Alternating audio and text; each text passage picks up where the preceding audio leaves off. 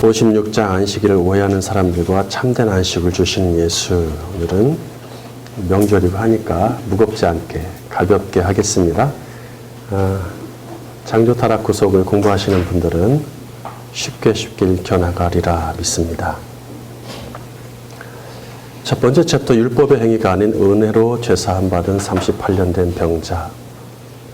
이를 율법 아래 멸망하는 자와 은혜 아래 구원받는 자.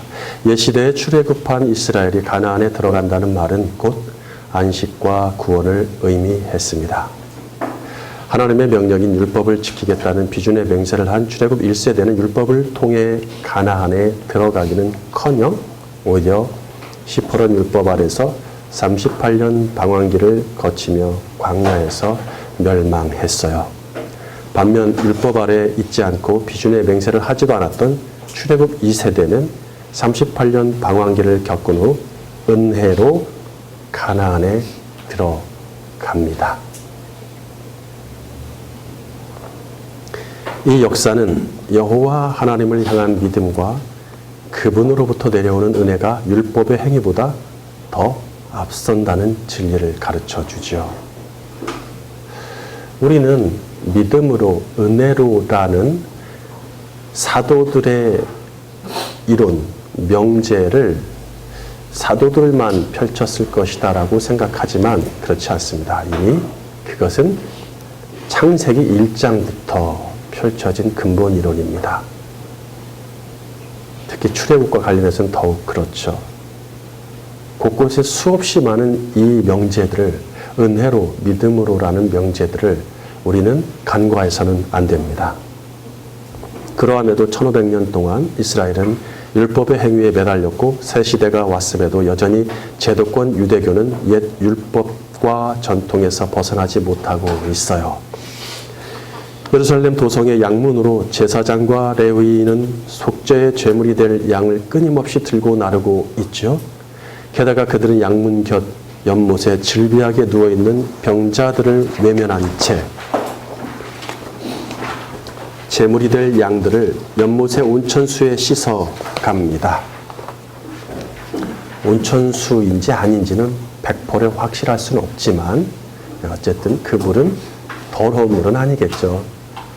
거기엔 38년 동안 그 물에 몸 한 번 담가보지 못한 채 죽어가는 죄인이 있습니다.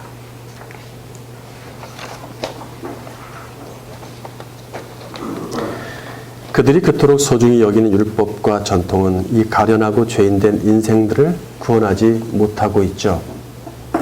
마치 오늘날 제도권 교회가 강단 아래 앉은 사람들을 구원하지 못하고 오히려 또 다른 율법으로 얽매는 것과 같습니다. 그러니까 니들이 구원을 받으려면, 그 불행에서 벗어나려면 우리 제도권 안으로 들어와라. 그래서 이렇게 하고 이거 해야 돼 라는 것이죠. 맞습니까? 예. 랍비주의 유대교가 그랬잖아요. 오늘날은 안 그렇습니까? 오늘날도 마찬가지죠. 오늘날도 마찬가지입니다. 예. 그래서 심지어는 어떤 사람들은 자기 능력이 없어서 예수를 못 믿겠다. 교회를 못 다니겠다 그러죠. 교회를 못 다니겠다. 그만큼 얽어매는 것들로 가득 차 있습니다. 주님은 보라는 듯 그 병자가 38년 된 때에 맞춰 당신의 권세와 능력으로 그에게 은혜를 베푸시고 죄에서 구원하십니다. 유대인에게 38년은 역사적으로 의미가 있죠. 출애굽 1세대는 심판의 기간이고 2세대는 구원의 기간이니 희비가 교차합니다. 자기들은 2세대에 해당하고 38년 된 병자는 1세대에 이게 지금 자기들은 1세대죠. 자기들은 1세대에 해당하고 38년 된 병자는 2세대에 해당함이 입증되고 있단 말이에요. 이 일로 유대인 적지 않은 소동이 벌어집니다. 본문 14절. 그 후에 예수께서 성전에서 그 사람을 만나 이르시되 보라 내가 나았으니 더 심한 것이 생기지 않게 다시는 죄를 범하지 말라 하시니. 치유받은 병자는 과거 38년 동안 양문으로 들어가는 양들을 보면서 언젠가는 자신이 드린 양도 떳떳하게 그 문으로 들어갈 소망을 품어봅니다. 바로 오늘 그날이 왔어요. 그러니 그의 평생 가장 가고 싶은 거룩한 곳이 어디겠습니까? 1순위 성전이겠죠. 곧바로 갑니다. 성 안으로 들어가는 것은 말할 것도 없고요. 예루살렘 성전이 위치한 예루살렘 도성 자체가 거룩한 성읍으로 이야기되어진단 말이죠.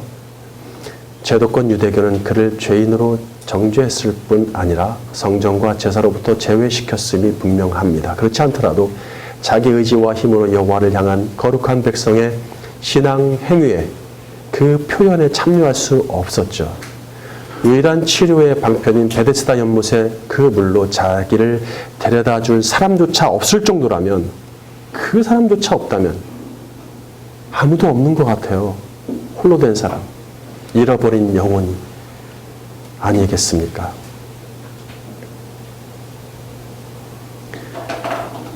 두 번째, 육의 질병이 아닌 영의 질병을 보지 못하는 사람들. 주님은 성전에서 그를 다시 만났을 때 더 심한 병에 걸리지 않도록 죄를 짓지 말라고 충고하십니다. 이 구절에서 더 심한은 원어로 케이론인데, 케이론이 죄와 관련되어 사용되면 회복 불가능하여 심판받을 상태가 되었음을 의미하죠.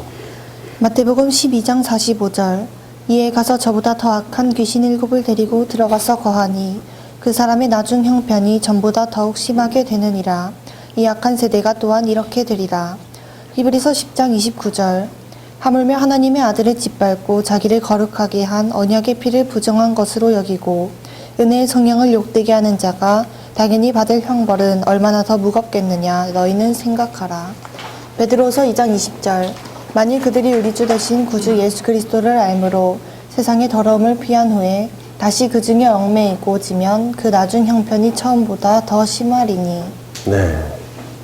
뭐 심하다, 중하다, 뭐 무겁다 이렇게 하지만 말은 원어는 케이론이란 단어죠. 주님은 치유된 병자에게 육의 저주보다 더 무서운 영의 저주를 받지 않도록, 그래서 회복 불가능한 상태가 되지 말라고 하십니다.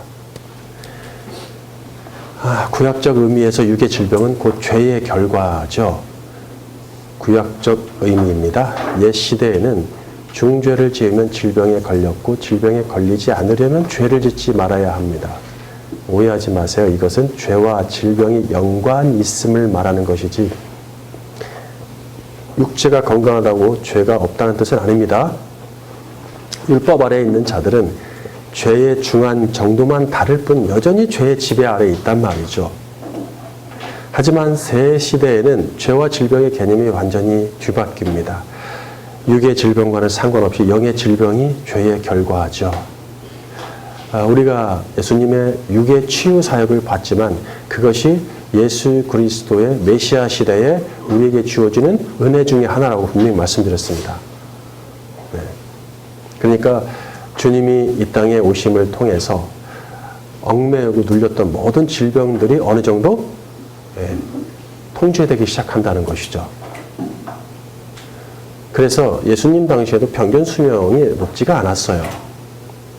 평균 수명이 50 이하였어요. 보통 40 이 정도 되는 시대였는데 지금은 그렇지 않죠. 점점 좀 많아지고 있죠. 사실 점점점 세상은 어떻게 됩니까? 파괴되고 있죠. 자연이 파괴되고 공기도 나빠지는데도 불구하고 우리의 연령이 점점 더 높아지고 있단 말이에요. 그것은 세상의 어떤 이론에만 연결시켜서는 안 되죠.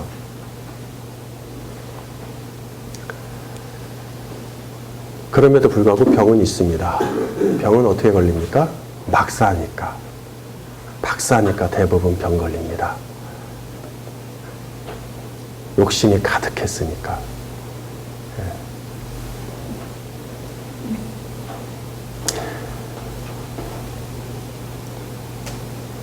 예수님은 그 죄를 사하심으로써 영의 질병과 저주로부터 구원하십니다. 육의 질병으로 죄를 판단하는 시대는 지났으므로 유대인들은 당장 예수께 나와서 죄사함을 받아야만 하죠. 그들은 육의 질병은 없을지라도 영의 질병에 걸렸음에도 자기 몸이 건강하니, 육신이 건강하니 나는 예수님 필요하지 않아 이렇게 착각합니다. 두 번째 챕터, 안식일에 관한 유대인의 잘못된 가르침. 1. 제도권 유대교의 전통에서 말하는 안식일 규정을 볼게요. 요한은 본문에서 38년 된 병자를 고치신 그날이 안식일임을 일부러 밝힙니다. 이것은 이제부터 예수님은 유대인의 안식일 규정 때문에 불화가 시작됨을 암시합니다. 율법은 안식일에 어떤 일도 할 수 없고 짐을 가지고 성 안으로, 예루살렘 성 안으로 들어가거나 짐을 가지고 집을 나서는 것조차 금지하고 있죠. 이르며 17장 21절 바른 성경. 여호와가 이같이 말한다. 너희는 스스로 삼가서 안식일에 짐을 지고 예루살렘 성문으로 들어오지 말고 안식일에 너희 집에서 짐을 지고 나가지 말며 아무 일도 하지 말고 내가 너희 조상들에게 명령한 대로 안식일을 거룩하게 하여라. 네. 그러니까 이 말씀의 의미는 짐이라는 것이 기준이 어디에 있죠? 주님이 짐의 기준을 주셨을까요? 안 주셨단 말이에요. 아니, 짐이라고 생각하면 이것도 짐일 터이고 그렇잖아요. 이것도 짐이고 도대체 기준이 뭐죠? 내가 이거 갖고 가는 짐을 지고 나른 겁니까? 정말 등짐 질 일이 어디 있어요. 그러면 등짐 지고 가는 사람도 있었단 말이에요. 그래서 사형에 처하기도 한단 말이죠. 짐의 기준이 없단 말이에요. 그것은 뭐예요? 이렇게 말씀하시는 속뜻, 근본적인 뜻을 좀 찾아라 이거예요. 그날은 너희가 짐을 지고 가는 모든 것들이 다 뭐에 관계된 겁니까? 육신에 관계된 것들이잖아요. 먹고 사는 거에 관계된 것들이잖아요. 그런 것 좀 그만 내려놓고 이제 좀 나한테 와서 나하고 좀 교제하자. 이런 날이잖아요. 유대인은 이 안식일에 관한 율법을 가지고 39가지로 확장하여 안식일 금지 규정을 만들었어요. 그들에게 짐이라고 규정하는 기준은, 그래서 기준을 만들죠. 그들이 무화과 열매 하나에 해당하는 무게와 부피입니다. 요만하겠네요. 자기 손가락으로 만들 수 있는 원, 손가락 하나로 만들 수 있는 원 정도입니다. 이게 짐입니다. 이 크기면 짐이에요. 음식을 옮기는 것도 금지되는데 음식에 해당하는 기준은 그럼 무엇이냐? 뭐가 음식이냐? 네. 올리브 열매 하나 크기는 음식에 해당한다. 올리브 열매 하나 크기. 그러면 손가락 하나 크기겠네. 손가락 하나. 한마디. 짐을 공공장소에서 사유장소로 또는 그 반대로 옮길 수 없어요. 유대인 마을에는 마당 하나를 둘러서 여러 개의 집이 있습니다. 이해하시겠습니까? 큰 마당이 있고 그 마당을 둘러서 이 집 저 집이 있단 말이죠. 이렇게 돌아가면서 자기 집 안에서 물건을 옮길 수 있지만 집 밖으로 가지고 나와서 다른 집으로 가지고 들어가면 위반입니다. 규칙 위반. 자기 집 안에서는 괜찮아요. 왜냐하면 여기 아까 예레미야에서도 갖고 집 밖으로 나가고 성 안에서 들어가고 나가고 이런 것들을 지금 이야기한단 말이에요. 근데 여기서는 그러니까 밖으로 못 나가니까 자기 집 안에서는 되는데 집 밖으로 가서 남의 집으로 가져갈 수는 없다는 거예요. 이것을 해결하는 방법이 나름대로 그들이 제시되는 거죠. 그럼 아무것도 못하게 생겼으니까 이런 꼼수, 속된 말로 꼼수라고 하죠. 이런 것들을 수없이 만들어 놨어요. 자, 마당을 둘러싸고 있는 집들은 안식일 전에 미리 안식일 음식을 공동으로 가지고 마당에 묻어 놓습니다. 그러면 모든 집들이 연결되어 하나의 집으로 간주를 합니다. 이것은 하나님이 그렇게 한다는 거 아니에요. 자기들이 만든 거예요. 그래서 각 집끼리 물건과 음식을 들고 왕래할 수 있는 것이죠. 네, 마당에다 묻어 놓은 곳이라서 그럼 다 한 집이에요. 그 마당 안에 있는 집이 한 집이 돼버리는 거예요. 음식을 하나로 만든다는 것은 한 가정으로 보거든요. 종교법으로 여행할 수 있는 거리는 2000규빗, 오늘날로 치면 약 900m, 1km 미만입니다. 이것은 터무니없이 좁은 활동 범위라서 철사, 밧줄, 대들보 같은 것으로 골목에 울타리를 만들어서 집집마다 울타리가 있죠. 울타리가 있는데 골목에다 울타리를 다 만들어서 이 울타리 한 집, 자기 집에서 왔다 갔다 하는 것은 괜찮죠? 900m라고 하니까 움직이면 안 되니까 안방에서 부엌 한 번 가는데 10m라고 칩시다. 10번 왔다 갔다 하면 100m. 100번 왔다 갔다 하면, 넘어가네? 101번째 내가 지금 너무 목이 마려서 부엌을 가야 되는데 못 가는 거야? 그게 아니니까요. 울타리 안에서는, 집 안에서는 미터를 계산하지 않는단 말이에요. 집 밖을 나가서부터죠. 그러니까 한 울타리 안에 다 모아놓는단 말이에요. 뭐로? 밧줄, 대들보로 연결해가지고. 그런 활동 범위를 넓히는 방법이 제시되는 것이죠. 한 울타리 안에서는 거리 계산이 면제됩니다. 하던 일이나 가던 길이 만약에 안식일에 걸치면 위반이죠. 옷을 열심히 닦고 있었어. 12시, 안식일이 지났어. 예를 들면. 하루가 됐어. 그러면 위반이야. 하다 말아야 돼.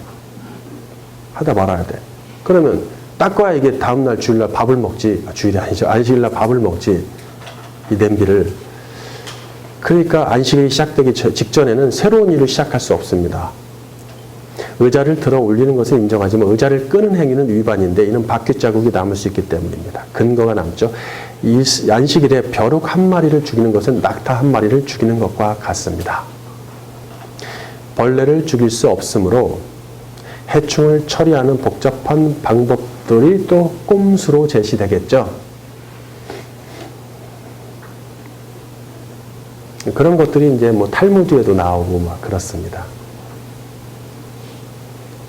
우리는 뭐 한국 기독교는 유태인 친화 정책을 쓰고 있고 또 뭐 탈무드 이런 건 막 찬양하고 유태인 교육을 막 찬양하고 거기에 빠져들잖아요. 그렇기 때문에 그러한 어떤 해충 처리 방법 이런 거 와 그런 게 있어요. 유태인이야 역시 유태인. 탈무드 막 사랑하죠. 네. 그래야 될 것 같아요. 주님이 지금 왜 이 고난을 당하시는데 이들과 안식일을 놓고 네? 이 주님이 하나님이 말씀하신 명령들입니까? 짐스러운 옷을 입거나 장신구를 지니면 주의를 요하는데 그것을 벗거나 몸에서 빼내면 짐이 됩니다. 그러니까 내가 죽어도 오늘 입고 외출하는데 이거를 빼내지 않는다, 벗지 않는다는 것을 전제로 복잡한 걸 입어야 되겠죠. 아니면 그냥 간단하게. 그래서 안식일에는 문제될 만한 옷이나 장신구를 제거합니다. 특히 여자들의 장식은 금지하는데 허영심으로 친구에게 보여주려고 몸에서 떼는 순간 내가 어제 다이아 반지 하나 샀어. 부럽지 않아 샀어. 한번 보여줄까? 하고 딱 빼는 순간 짐이 됩니다. 여자가 안식일에 거울을 보다가 흰 머리카락을 발견하고 떼어내면 심각한 죄가 됩니다. 옷이 찢어지거나 얼룩이 묻어 다른 옷으로 갈아입는 것은 허용되지만 이전의 옷을 들고 나오면 위반입니다. 글자를 쓰거나 지우는 행위도 금지되는데 글자 하나를 지우고 거기다 다른 글자로 교정해서 쓰면 2번 위반. 손톱이나 머리 자르는 일은 심각한 죄이며 마당에 뛰어든 짐승을 잡는다든지 못 나가게 문을 닫는 행위는 금지됩니다.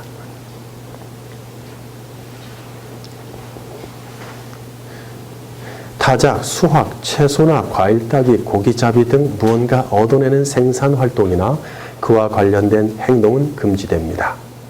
안식일 음식은 미리 준비하며 허기를 채울 최소한의 음식만 허용되고 즐기거나 맛을 위해 요리하는 일, 불을 피우거나 열을 가하는 행위가 금지됩니다.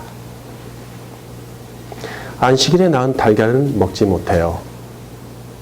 아니 왜? 닭이 이랬잖아. 상처를 치유하기 위한 붕대 감는 일을 비롯해 치료 목적으로 하는 모든 행위는 금지됩니다.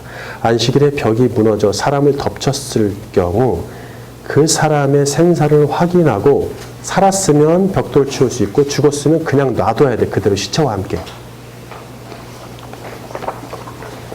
이렇게 안식일에 죄를 짓지 않으려면 엄청난 지식과 재능을 이거 평상시에 이거 평민들이 할 수 있겠어 이거? 어렵죠. 매우 벅찬 규칙들입니다. 이 박해에도 불구하고 의도적으로 안식일에 일하시다.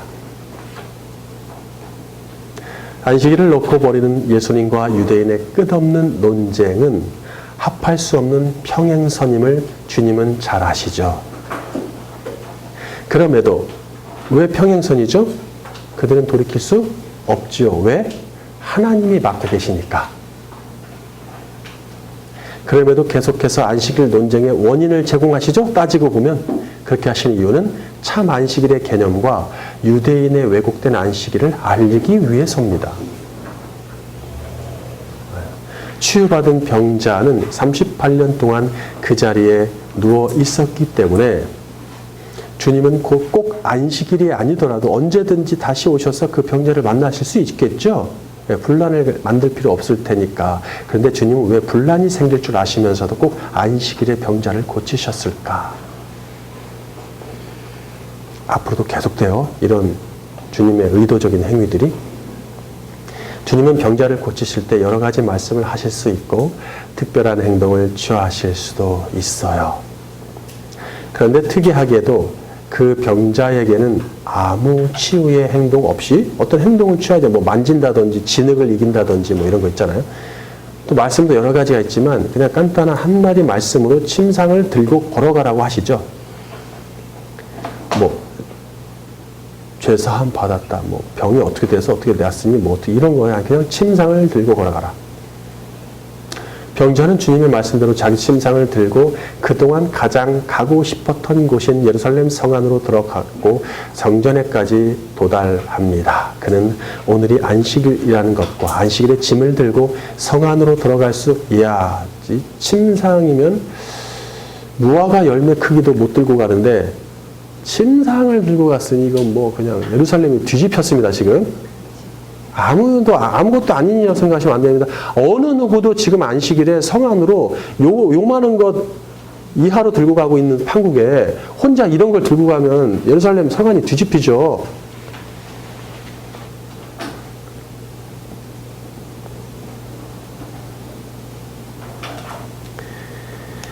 그런 규칙들은 전혀 아랑곳하지 않으니 왜냐? 그에게 율법과 전통은 사치일 뿐입니다. 유대교의 규정에는 왜 그가 늘 봤잖아요. 거기 연못에서 양문 앞에서 늘 봤잖아요. 저 율법의 지도자들, 율법의 한 중앙에 서 있는 중심 인물들, 그리고 저 재물들, 나는 왜 이 모양일까? 저것이 나를 구원하지 못하는 것인가? 저 제도가. 유대교의 규정에는 주먹만한 물건을 옮기는 것도 금지하고 병자의 경우 목숨이 위태하지 않은 한 그를 옮기는 일조차 금지합니다. 38년 동안 연못에 누워 있었으니 그 병자를 모르는 사람이 없을 테고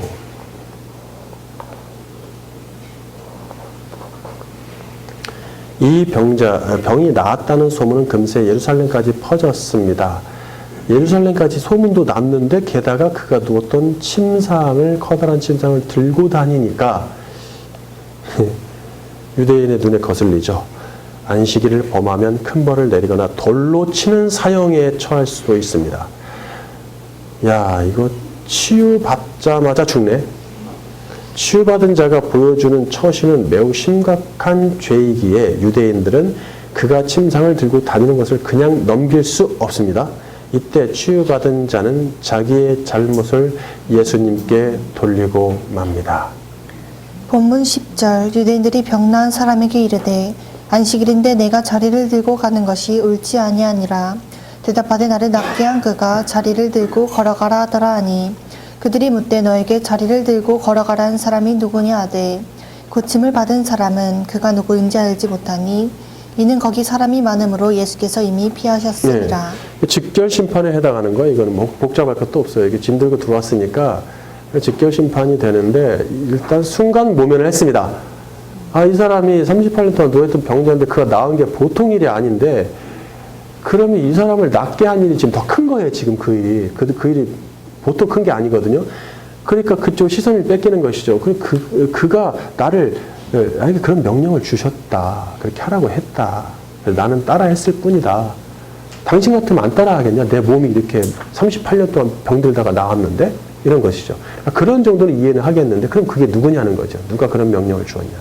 치유받은 자는 예수님이 누구인지 알려 하지 않았고 그분에게 감사 인사를 한다든지 은혜에 보답할 생각을 못하고 있어요. 그는 정신을 차리고 나사렛 예수님을 영혼의 구세의 주로 받아들이고 자신이 죄인임을 고백하면서 예수님을 따랐어야 하는 거죠. 근데 오히려 예수님이 찾아가는 격이 돼버린 거예요. 예. 그가 찾아가야 되는데, 그 병자가 찾아갔어야 되는데 예수님이 그 병자를 다시 찾으시죠. 그저 갑자기 벌어진 놀라운 인생 역전에 흥분하고 그 기분에 취하여 실수하고 다닙니다. 유대인에게 한 그의 발언은 예수님을 위험하게 만들 수 있고 구세주에 대한 예의가 아니죠. 그의 분별 없는 행동으로 인해 예수님에 대한 유대인의 박해가 본격적으로 시작됩니다. 본문 15절 그 사람이 유대인들에게 가서 자기를 고친 이는 예수라 아니라 그러므로 안식일에 이러한 일을 행하신다 하여 유대인들이 예수를 박해하게 된지라. 네. 세 번째 챕터 성경에서 가르치는 안식일의 개념과 참된 안식. 율법에서 가르치는 안식일의 속뜻을 한번 볼게요. 바로 그냥 속뜻으로 그 율법이 주는 메시지로 바로 그냥 들어갈게요. 왜냐하면 이 안식일에 관해서 창조 스토리 28장, 29장 두 개의 장에 걸쳐서 일곱째 날의 비밀이라고 해서 풀어놨기 때문에 그것을 참고하시면 될 것 같아요. 유대인은 성경에서 말하는 안식과 안식일의 개념을 오해했습니다. 최초 안식의 개념을 주신 것은 창조 일곱째 날이며 샤바트, 일곱째 날 샤바트는 그침, 중지의 의미를 갖습니다. 안식하셨다, 그쳤다. 즉 안식은 기본적으로 하던 일을 그침에서 출발합니다. 가장 기본적인 거예요. 그침에서 일단 출발합니다. 내 몸이 그치는 것을 먼저 익힘에서 출발하는 것이죠. 그래야지 그 샤바트의 계명을 우리가 충분히 이해할 수가 있어요. 이후 하나님은 샤바트 안식의 진정한 의미를 깨우치게 하려고 안식일 규례를 주십니다. 자, 안식일 규례라고 했어요. 안식일 규례라고 하면 안식일도 샤바트예요. 물론 샤바트라고 발음을 하려고 하지만 좀 애매합니다. 이것이 어쨌든 샤바트, 샤바트, 쉐바트, 샤베트 이러면서 다 다른데 어떤 게 안식일이고 어떤 게 안식이냐 그냥 우리가 구별하기 쉽지는 않습니다. 자, 안식일도 샤바트인데 이 규례 속에는 안식년과 희년도 들어갑니다. 아시겠죠? 안식일 규례 안에 안식년과 희년도 다 들어가는 거예요. 다 포함되어 있어요. 네, 다 포함되어 있다고 보시면 됩니다. 왜? 다 그걸 기준으로 하거든. 네? 그걸 기준으로 하잖아요. 그러니까 안식일이 최초 일주일에서부터 그 주간으로부터 시작되죠. 자, 일주일 7일을 놓고 시작을 한단 말이에요. 당장 눈앞에 그것을 52번 하면 1년이 되고 곱하기 6, 5, 30, 300 뭐 몇 번 되겠네요. 여기 12, 320번 뭐 됩니까? 6, 22, 6, 1, 6, 70, 700 몇이지? 갑자기 계산이 안 되네. 어쨌든 됩니다. 그래서 나온 게 안식년이죠. 그리고 나서 또 그것이 7번 가면은 희년이 된단 말이에요. 그러니까 다 일곱이라는 숫자를 가지고 만들고 있습니다. 일곱도 쉐바란 뜻이에요. 쉐바, 샤바. 다 같은 의미예요. 같은 어원을 갖고 있단 말이에요. 일곱이라는 단어 자체도. 그러니까 거기서 파생됐기 때문에 우리는 통틀어서 그냥 안식일 규례라고 할게요. 출애굽기 20장 10절 일곱째 날은 내 하나님 여호와의 안식일인즉 너나 내 아들이나 내 딸이나 내 남종이나 내 여종이나 내 가축이나 내 문 안에 머무는 객이라도 아무 일도 하지 말라. 이는 엿새 동안에 나 여호와가 하늘과 땅과 바다와 그 가운데 모든 것을 만들고 일곱째 날에 쉬었음이라. 그러므로 나 여호와가 안식일을 복되게 하여 그날을 거룩하게 하였느니라. 네, 여기서 시작을 하는 거예요. 시작하고 여기서부터 이제 안식년, 희년이 만들어지는 거니까 일단 요 구절만 올려놓을게요. 네, 다 할 수 없으니까. 자, 첫째, 일주일 중 7일째를 안식일로 규정하시죠. 이날에는 6일 동안의 노동을 그치고 창조주 하나님께 나옵니다. 그리고 자신뿐 아니라 자신의 모든 소유, 자기 것이 아닌 하나님의 것임을 되새기면서 만물의 주인 되신 하나님을 만나는 것이죠. 이 모든 걸 창조한 것을 보라 하면서 샤바트 일곱째 날에 대한, 그러니까 안식일 규례를 주실 때 보면 늘 창조 얘기를 하시거든요. 창조 얘기. 창조 얘기를 한다는 것은 내가 일곱째 날 그쳤는데 그러면 그 앞에 여섯째 날까지 뭐 했냐? 창조했다. 누구 거냐? 내 거. 이걸 가르쳐 준단 말이에요.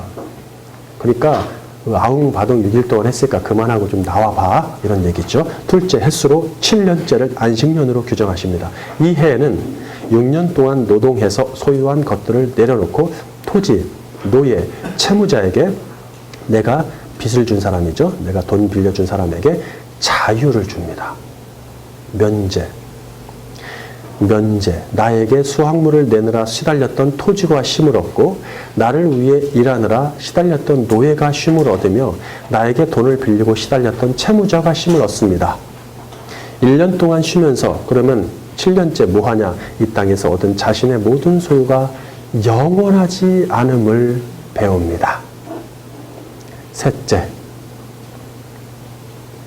안식년을 7번 지낸 50년째를 희년으로 규정하십니다.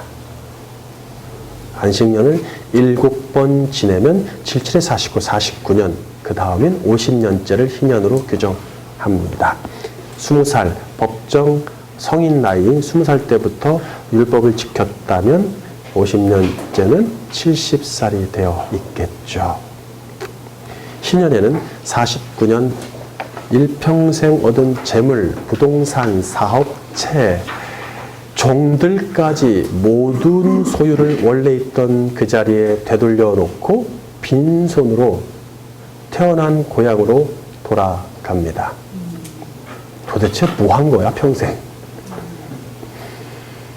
여기서 고향은 여호수아 때 처음 분할받았던 가나안 땅의 기업이죠. 그러니까 보통 기업이라고 하는데 개역개정에서 거기서 빈손으로 태어났는데 다시 빈손으로 태어났던 육의 고향으로 돌아갑니다. 그리고 죽을 때까지 인생이 나그네였음을 절감하면서 영혼의 고향인 하늘나라를 소망하며 삽니다. 무슨 소망이 있겠어요? 그 뒤로 빈손으로 고향에 돌아와서 무슨 소망이 있을까? 아, 내가 이제 운동 좀 해서 다시 49년 더 살아야겠다. 또 다시 모아야지. 뭘 하겠냐는 거죠, 도대체. 하늘나라밖에 더 있겠습니까, 소망이? 이런 거 주는 거예요, 이런. 그렇죠? 안식일 규례는 이런 걸 주는 거지. 7년 일했으니까 뭐 목사나 선교사들이 안식년 갖고 뭐 안식년 갖고 뭐 우리 교회도 안식년 했기 때문에 뭐 하게 이런 거 하라는 뜻 아닙니다. 하나님은 처음부터 안식일을 당신의 안식일이라고 규정하십니다. 당신의 나의 안식일이라고 말씀하시죠. 나의 안식일이라고 하십니다. 나의 것, 나의 면제년, 나의 것. 우리는 거기서 적용해서 뭐 육체를 쉬라고 주신 게 전혀 아닙니다. 육체를 쉬라고 주신 게 아닙니다. 그러니까 육체를 뭐 안식년에서 육체 쉬는 거 다 껍데기만 따르고 있는 거예요. 문자만 갖고. 즉 이 모든 안식일 규례는 하나님 당신을 위한 것입니다. 하지만 이스라엘 백성은 자기들을 위한 자기들만의 안식일로 생각하여 육체의 쉼과 노동의 그침에만 목적을 둠으로써 샤바트의 진정한 뜻을 깨닫지 못합니다. 여러분이 만약 이제 신앙을 시작한 초짜백이라면 이렇게 제가 얘기하지는 않습니다. 주님도 6일 동안 창조와 일하시느라고 피곤해서 7일째 쉬었는데 오늘날 그 안식일이 주일로 바뀌었습니다. 그러니까 일주일 동안 일하시고 일요일 날은 주께 나와서 좀 쉬세요 라고 말하겠죠. 이 육체의 쉼보다 영혼의 쉼, 안식일 규례는 단순히 육체의 쉼보다는 영혼의 쉼이 무엇인지를 깨닫게 하는 데 목적이 있습니다. 이스라엘 각 가문이 받게 될 약속의 땅 가나안은 천국을 상징하겠죠. 그래서 이스라엘 백성이 가나안 땅을 기업으로 차지한다는 말은 곧 천국을 차지한다는 뜻입니다. 희년이 되어 자기의 처음 기업인 고향으로 돌아간다는 말은 곧 의인이 그 고향인 천국으로 돌아간다는 뜻입니다. 감동적이지 않습니까? 저만 감동적인가요? 네? 뭐 7년마다 한 번씩 뭐 쉬고 뭐 하고 하시는 분들 그냥 휴가라고 하세요. 휴가. 네, 휴가. 아, 이런 귀한 말을 그런 데다가 육체의 심에다가 적용하는 게 너무 불결하다는 생각이 들어서 그렇습니다. 아, 얼마나 멋있습니까? 그래서 하나님은 약속의 땅 가나안에 들어가는 것을 안식에 들어간다라고 표현하십니다. 결국 하나님은 안식일 규례를 통해서 택한 백성이 당신의 안식에 들어가는 훈련을 하게 하셨습니다. 예. 답답하니까 히브리서에 보면 히브리 기자가 이걸 얘기하잖아요. 그죠? 이게 진짜 그냥 육신이 어떤 부동산을 얻어서 가나안 땅에 약속의 땅에 부동산을 얻어서 거기 차지하는 것이 목적이었다면 안식일 규례가 또 가나안 땅에 들어가는 것이 그게 목적이었다면 들어갔으니까 끝난 거 아니냐. 그래도 구원받은 거 아니냐. 그런데 계속 그 이후에도 여호수아서에 정복전쟁에 들어갔는데도 그 이후에 계속 얘기를 한단 말이에요. 일단 정복전쟁까지의 안식에 대한 말씀을 보면은 무슨 얘기가 되냐면 안식은 일을 그친다는 뜻의 샤바트에서부터 이제는 누아흐라는 단어로 바뀐단 말이에요. 응? 쉬고 안식한다는 뜻인 누아흐의 개념으로 이미 안식을 상징하는 가나안 땅에 들어갔을 때부터가 아니라 그 전부터 이 세대가 들어가기 전부터 주입을 시키고 있는 거예요. 너네 샤바트의 규례 율법을 출애굽기에서 받았단 말이에요. 신해산에서 받았는데 그것이 무엇을 뜻하는지를 좀 배워야 돼. 앞으로 들어갈 거야. 안식을 의미하는 그 땅에 들어갈 거니까 알고 좀 들어가라고 하는 것이죠. 신명기 12장 9절 바른 성경. 너희가 여호와 너희 하나님께서 너희에게 주신 안식과 유업에 아직 들어가지 못하였으나 너희가 요단을 건너가서 여호와 너희 하나님께서 너희에게 유업으로 주실 땅에 정착하게 될 것이며 또 그분께서 사방에 있는 모든 적들을 물리치고 너희에게 안식을 주셔서 너희가 안전하게 살 것이다. 여호수아 1장 13절. 여호와의 종 모세가 너희에게 명령하여 이르기를 너희 하나님 여호와께서 너희에게 안식을 주시며 이 땅을 너희에게 주시리라 하였나니 너희는 그 말을 기억하라. 율법에 제시된 육의 안식인 샤바트를 통해서 영의 안식인 누아흐를 배우는 것입니다. 그래서 이스라엘이 이미 가나안 정복을 통해 기업 안식에 들어갔음에도 불구하고 끝이 아니라 그 뒤로 계속 안식에 들어가야 된다는 말을 하신단 말이에요. 예, 이는 진짜 안식이 남아있기 때문이겠죠. 이사야 14장 3절 흥정력.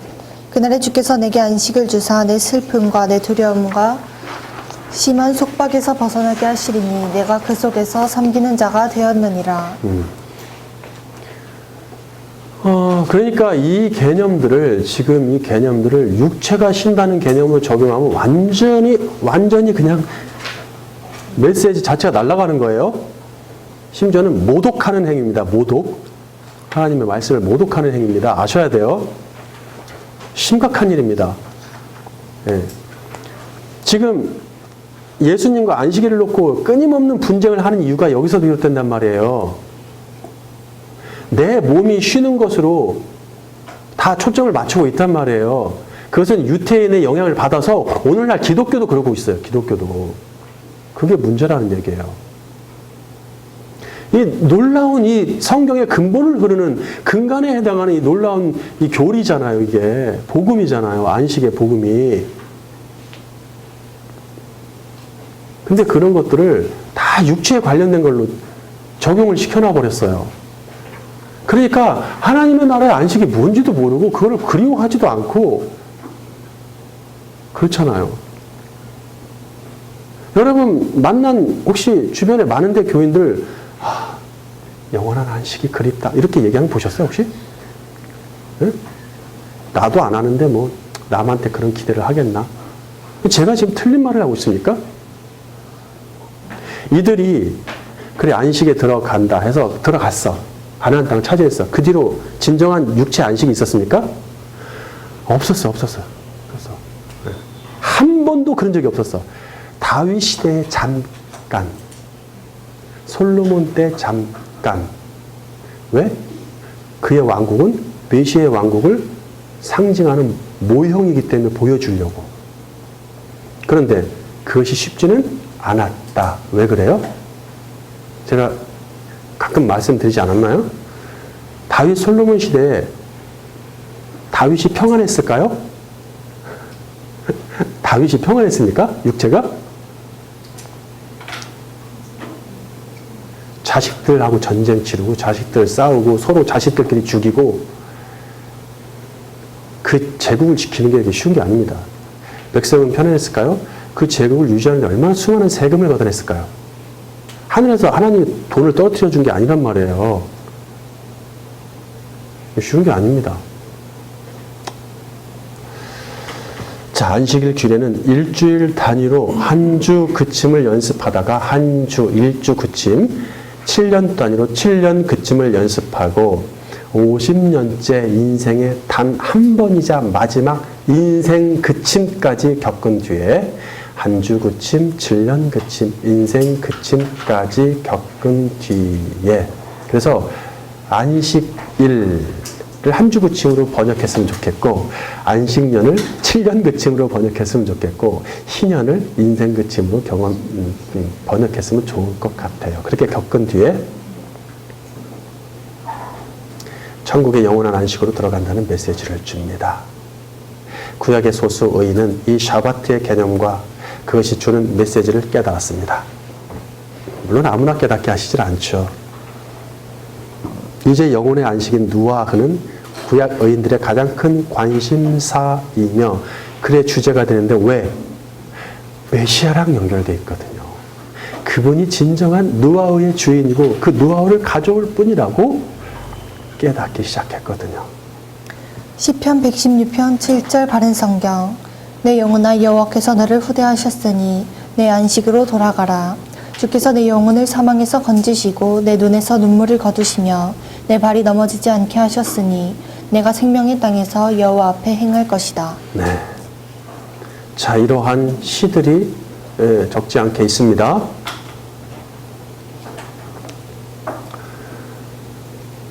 구원과 관련되죠. 네, 구원과 관련되고 있습니다. 생명의 땅에서 생명의 땅이라. 이거는 지금 눈에 보이는 팔레스타인 그 땅이 아닙니다. 예. 3. 안식일의 아버지의 일을 수행하는 아들. 예수님이 공식적으로 처음 성전에 임하셨을 때가 언제죠? 유대 종교 지도자들의 타락의 온상이 된 성전을 청결케 하시죠. 성전 정화 사건, 청결 사건. 성전이 당신의 아버지의 집임을 그때 1차 밝히셨습니다. 요한복음 2장 16절. 비둘기 파는 사람들에게 이르시되 이것을 여기서 가져가라. 내 아버지의 집으로 장사하는 집을 만들지 말라 하시니. 12살 때도 있었죠. 그렇죠? 12살 때 명절 때 올라갔다가 부모들이랑 거기서 부모들과 떨어졌죠. 왜? 성전에서 랍비들하고 대화하느라고. 그러면서 뭐라 그랬어? 내 아버지의 집에 내가 있어야 할 줄을 아직도 모르십니까? 라는 것이 1차 있었죠. 자, 제가 공식적이라고 얘기를 했어요. 이것은 공생애란 뜻이겠죠. 공생애 공식적으로 첫 번째가 성전 정화 사건이 있었죠. 이제 공식적으로 두 번째 성전으로 가십니다. 이제는 아버지의 집에서 아버지가 일하시니 아들 된 당신도 아버지 일을 수행하신다고 선언하십니다. 본문 17절. 예수께서 그들에게 이르시되 내 아버지께서 이제까지 일하시니 나도 일한다 하시매 유대인들이 이로 말미암아 더욱 예수를 죽이고자 하니 이는 안식일을 범할 뿐만 아니라 하나님을 자기의 친아버지라 하여 자기를 하나님과 동등으로 삼음심이라. 아버지의 일은 구원과 심판으로 압축이 됩니다. 구원과 심판의 모든 다른 일들도 다 그 안에 들어와요. 구원하기 위한 일들, 심판하기 위한 일들. 아버지와 아들은 하나이기 때문에 아들이 아버지의 구원과 심판의 일을 하시면 매우 당연하겠죠. 지금 주님은 38년 된 병자를 은혜로 구원하심과 동시에 율법 아래에 있는 유대인을 심판하시는 중입니다. 심판하라고 해서 무슨 막 하늘에서 번개가 쳐가지고 꼬실려서 죽고 이렇게 생각하시면 안 돼요. 심판이라는 그런 심판은 약간 좀 구약적인 느낌이 들죠. 첫째, 구원받은 38년 된 병자의 경우를 한번 볼까요? 혹자는 38년 된 병자의 믿음이나 행위를 억지로 찾아내서 그가 받은 구원에 합당한 무언가를 드러내려고 합니다. 예. 왜 그렇게 하죠? 그래야 너희도 이렇게 주님의 사랑 받으려면 이렇게 해야 돼. 이런 걸 말하고 싶어서 그렇겠죠. 하지만 본문 어디에서도 이 병자의 긍정적이거나 도덕적인 선을 찾아볼 수 없어요. 율법의 행위와 대조되는 은혜의 구원에는 이 병자의 공로가 전혀 필요치 않죠. 예. 그는 어떤 선이나, 그러니까 특별히 그래도 다른 데 보면은 다른 치료해 주시려고 치료하셨던 사람들을 보면 약간의 뭐가 좀 있어. 그래도 네가 믿냐? 믿습니다. 뭐 이런 약간의 믿음이라도 보여준다든지, 아니면 뭐 지붕에서 끌고 내려온다든지 노력 있잖아요. 이런 어떤 뭐가 조금씩은 있거든요. 예수님을 찾기 위해서 옆 동네에서 막 열심히 부지런히 찾아온 사람들, 이런 사람들, 백부장, 여러 사람들이 있단 말이에요. 뭔가 보여지는 게 있는데 38년 된 병자의 경우는 없습니다. 아예 없고, 오히려 저자 요한은 의도적으로 이 사람의 경거망동한 행위에 같은 것들을 오히려 더 추가합니다. 왜 그럴까요? 38년의 숫자에 핵심이 있습니다. 키워드가 있어요. 네.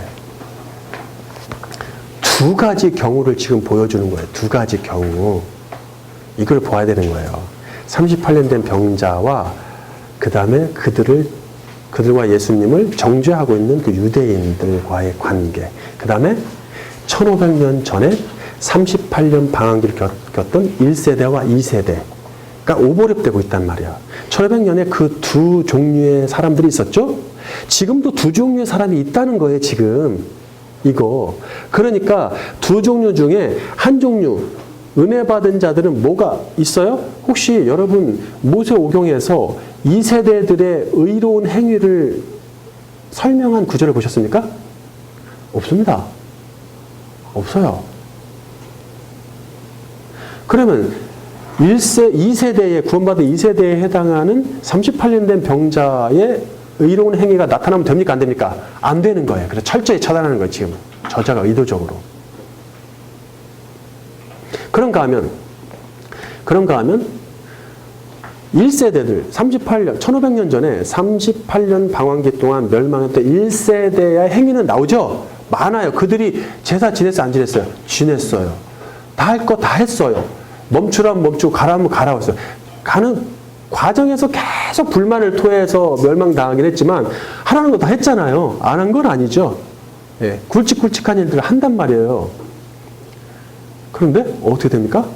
다 멸망해요. 심판받아요. 지금 1500년이 지났어. 유대인들이 하고 있어, 안 하고 있어요? 말도 못하죠. 말도 못해요. 우리가 그들을 반이나 따라 그림자도 못 봤죠. 아까 안식일 규례 봤잖아요. 그들이 만든 규정들. 근데 그들이 지금 그걸로 구원받고 있어요? 멸망하고 있잖아요. 두 종류가 1500년을 사이로 이렇게 오버랩 되고 있습니다. 그래서 병자의 경우는 공로가 필요치 않아요.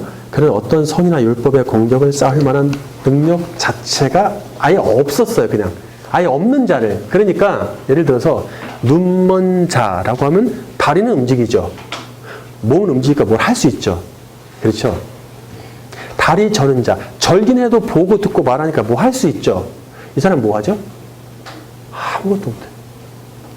머리만 살아있고 말만 하고 눈만 보지 온몸이 전신마비야. 기가 막힌 우연의 일치입니까? 그러면 주님이 하신 말씀에 의하면 저는 왜 저렇게 고통당합니까? 뭐 때문에? 주의 영광을 위해서. 하나님의 이 진정한 진리를 가르쳐주기 위한 표본이야. 주님이 그에게 병 낫고자 하냐고 물으실 때 낫고 싶다는 언급이나 주님을 구주로 인정하고 낫게 해주실 줄 믿는다는 식의 어떤 믿음도 나타나지 않았죠?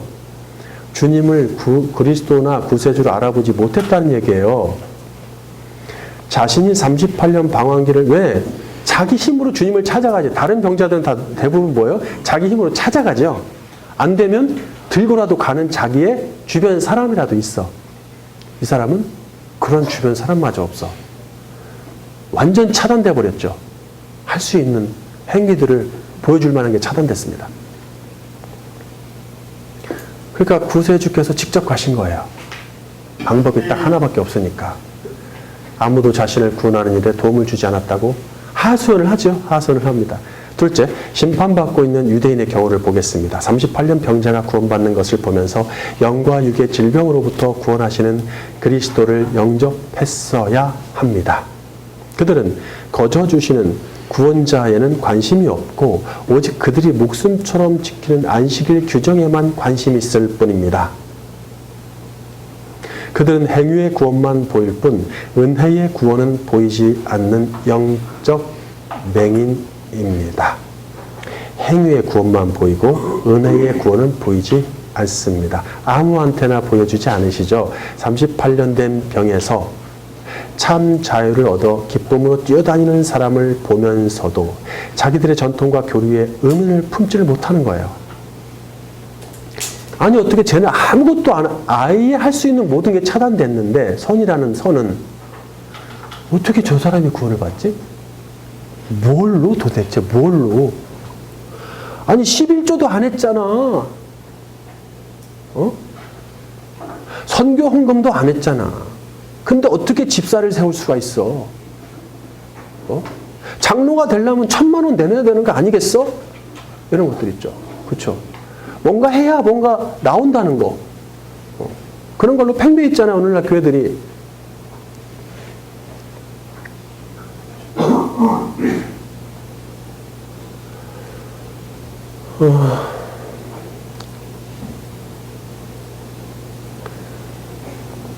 그들에게는 구세주를 보는 영의 안목이 허락되지 않았으며 이것이야말로 예수님으로 인해 받고 있는 처절한 심판이 아닐까요? 38년 된 병자가 치유받을 때 자기 조상들의 역사적인 38년 방황기를 생각해내는 것은 그다지 어렵지 않습니다. 옛시대의 율법 아래서 그 행위로 구원받지 못한 자들이 있었는가 하면 어떤 율법의 행위도 없이 오직 은혜로 구원받는 자들이 있었단 말이에요. 38년은 오직 세상에는 두 종류의 사람이 있음을 생각나게 하는 단어입니다. 율법으로 멸망하는 사람과 은혜로 구원받는 사람이 있음을 말해주는 38년. 이제는 은혜로 구원받는 시대가 도래했습니다. 이 시대를 분별하지 못하는 유대인들은 자기들이 그토록 붙들고 있고 그 율법과 전통으로 멸망할 것입니다.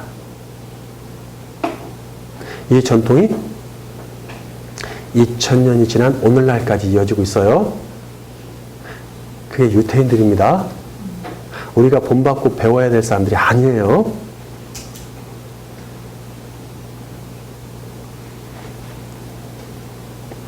하나님은 불쌍히 여기고자 하는 자를 불쌍히 여기셔서 구원하시고 악하게 하고자 하는 자를 악하게 하셔서 멸망시킵니다. 이것은 모든 구원은 하나님의 주권에 의해서 이루어진다는 뜻이죠. 로마서 9장 15절 세번역. 하나님께서 모세에게 말씀하시기를 내가 긍휼히 여길 사람을 긍휼히 여기고 불쌍히 여길 사람을 불쌍히 여기겠다 하셨습니다. 그러므로 그것은 사람의 의지나 노력에 달려있는 것이 아니라 하나님의 자비에 달려 있습니다. 그러므로 하나님께서는 긍휼히 여기시고자 하는 사람을 긍휼히 여기시고 완악하게 하시고자 하는 사람을 완악하게 하십니다.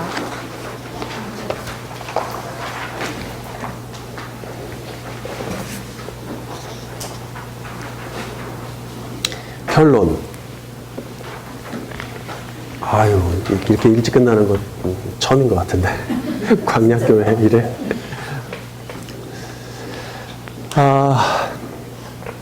왜냐하면 만식일과 이거 관계된 걸로 구체적인 설명이 필요 없을 것 같아서 창조 스토리에 다 있으니까. 안식일 규례는 하나님이 당신의 백성에게 쉼과 평안을 주려는 것이지 괴롭게 하려는 것이 아닙니다.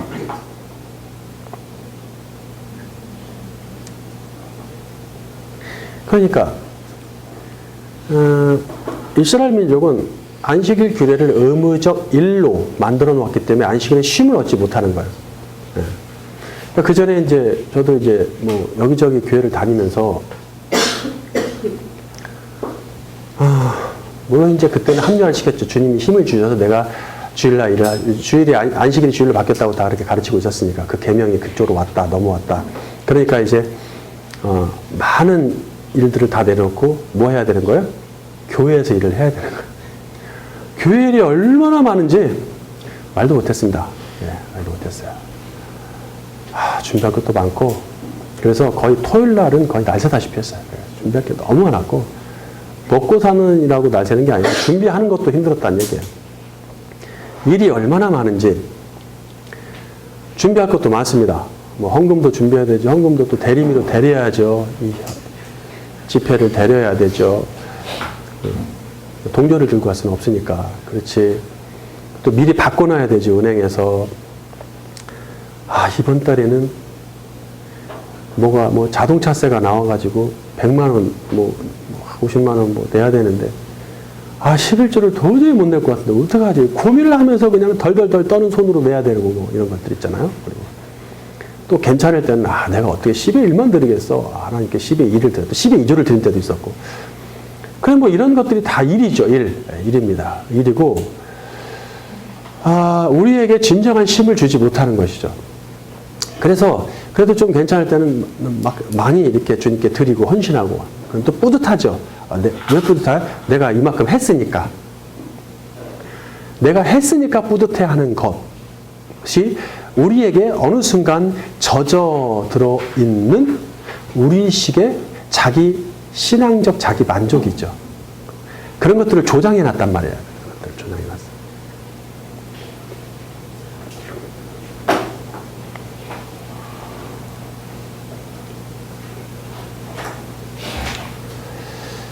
자, 이스라엘 민족은 안식일 규례를 의무적 일로 만들어 놓았기 때문에 진정한 쉼을 얻지 못합니다. 그동안 교회는 안식일이 주일로 바뀌었다고 해서 안식일 규례와 버금가는 주일 규정들을 만들어 놓았죠. 그렇죠? 주일 규정들이 있죠. 지금은 많이 좋아졌어요. 지금은 여러 사람들, 꽤 많은 사람들의 영향을 받고 꽤 많은 개혁주의 신학 교수님들 이런 분들의 해석을 통해서 많이 바뀌고 있습니다. 반면 그런 해석 때문에 참된 해석 때문에 바뀌는 경우도 있지만 그것보다 더 큰 영향을 주고 바뀐 건 뭐예요? 세상과 타협함으로써 바뀐 게 많습니다. 더 깨달아서 바뀐 게 아니라 타협함으로써 바뀐 게 더 많습니다.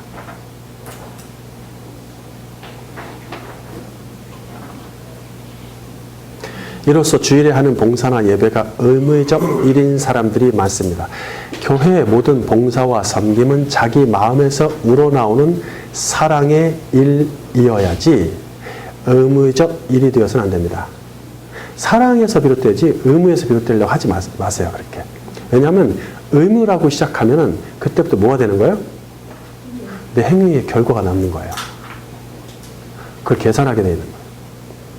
피곤해요. 예. 그래서 월요일날 아주 죽습니다. 몸이 그냥 힘들어가지고. 그전에는 우리가 예배를 석양예배, 밤 예배를 드렸죠. 7시 반, 여름엔 8시 예배를 드리면 9시 끝나고 성관에서 보면 10시, 집에 가면 11시. 다음날 새벽에 일어나가지고 어디 가야 되는데 출근해야 되는데 힘들죠.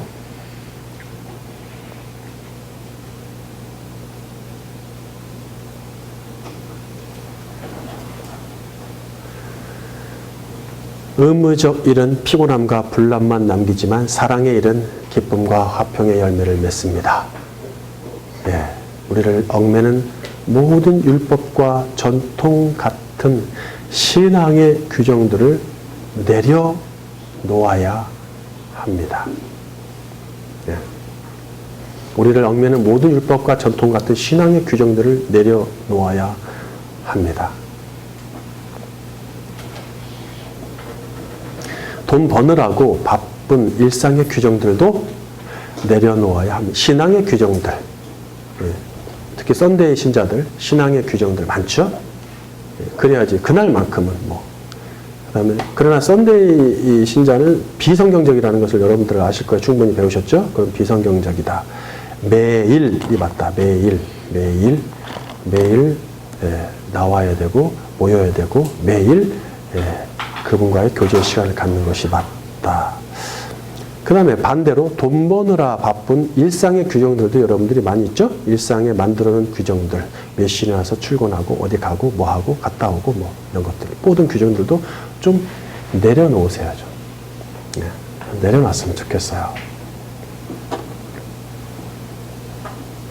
자기가 만들어놓은 신앙의 규정과 일상의 규정들을 정리하고 처음부터 다시 꾸려야 됩니다. 우리는 늘 다 리셋 시켜야 돼요. 또 세월이 지났을 때 타성에 젖어서 내가 갖고 있는 이 규정들의 행위가 있단 말이야. 다 또 내려놓고 다시 리셋. 처음부터 다시. 언제까지? 계속. 이런 얘기를 처음 들으실 수도 있겠다.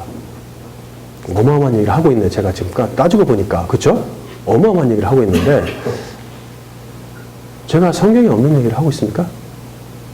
아까 안식일의 규례가 첫 번째 무슨 그침이야? 한 주 그침. 두 번째?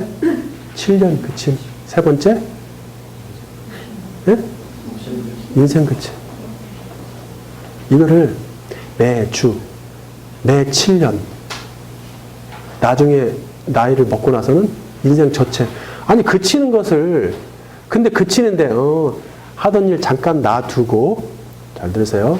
하던 일 잠깐 그대로 놓고, 이건 그냥 진행되는 거, ing야, 그거 버린 거 아니야? 놓고, 나와서 보는 거는 일주 그침으로 되는 거예요.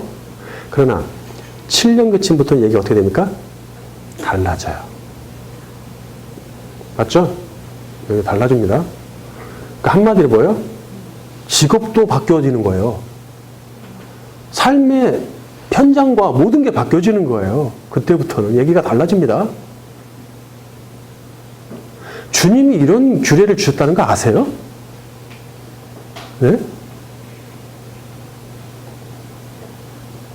그게 휴가가 아니라니까요.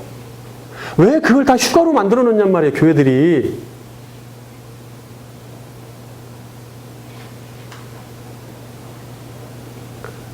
그리고 나중에는 모든 걸 다 원상 알몸으로 나왔으니 알몸으로 가리다. 이런 어마어마한 연습들을 했습니다. 근데 그들이 그걸 했을 것 같아요? 안 하지. 아이고, 뭐, 어떻게 그걸 다 내려놔? 어떻게. 7년마다, 나 못해. 신용만 하는 것이죠, 신용만. 자기가 만들어 놓은 신앙의 규정과 일상의 규정을 정리하고 처음부터 다시 꾸려야 합니다. 이런 것은 주님을 위해서 주님이 가르쳐 주신 그 복음과 당신의 나라와 새하늘 새 땅을 위해서 하는 것이기 때문에 아무 이상 없습니다. 그거 내려놓는다고 해서 어느 누구도 죽지 않습니다. 제가 좀 강도 높게 가고 있는 것 같긴 합니다. 받으실 분들만 받으시기 바랍니다.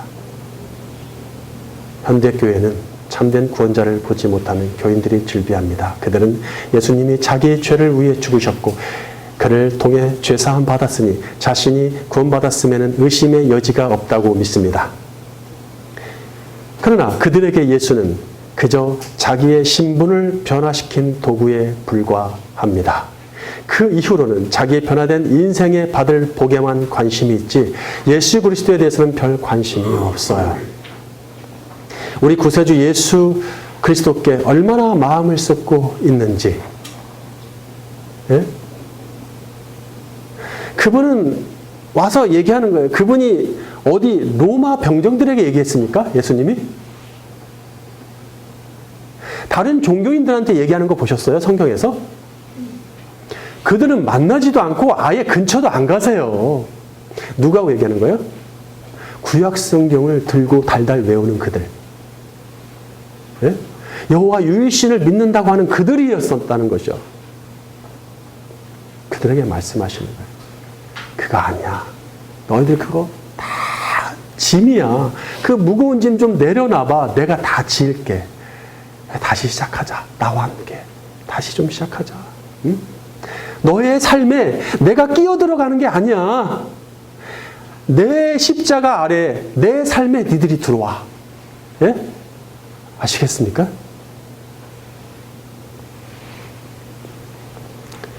얼마나 구세주 예수께 마음을 쏟고 있는지 그 사람과 한두 마디만 해도 알아요.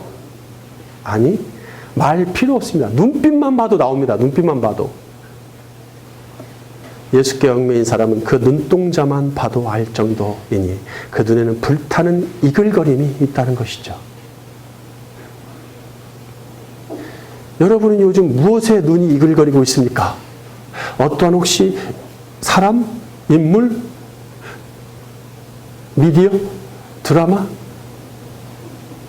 어떤 뭐에 이글거리고 있습니까? 도대체? 예? 나의 관계, 나의 사랑하는 친구들, 사람들, 뭡니까 도대체? 인생에 단 한 번이라도 구세주에 집중해 보십시오. 예. 진정한 영혼의 쉼을 이 땅에서 체험할 것입니다.